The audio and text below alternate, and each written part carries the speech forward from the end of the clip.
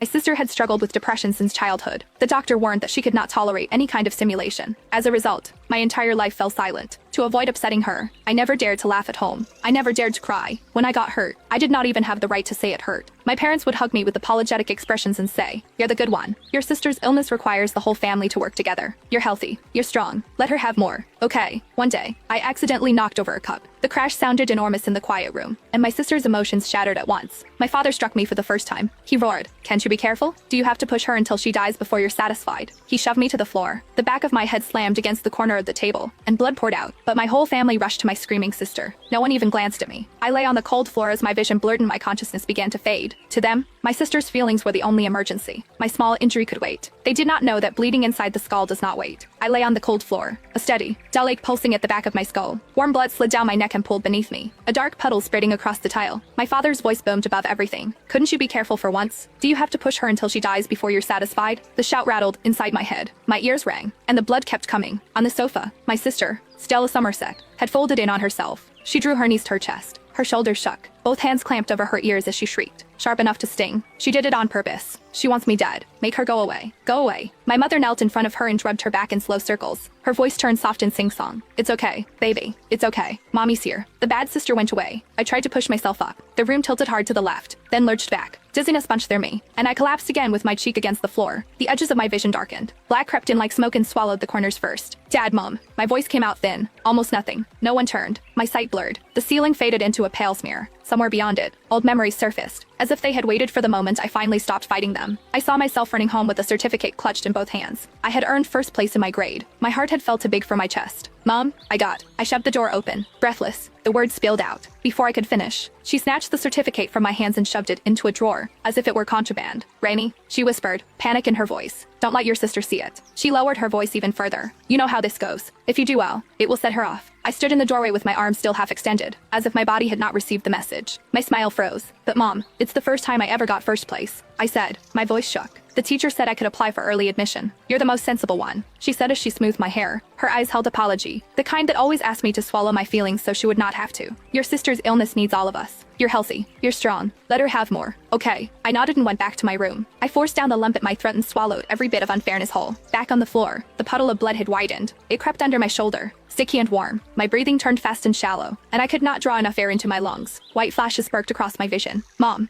I tried again. This time the word scraped out of me. "It hurts." My mother finally glanced over her shoulder. She frowned as if I had interrupted something important. "Rainy, stop it," she said. "Can't you see your sister is unwell?" "Wait." My sister's screaming spiked even higher. "Make her leave. Make her go away."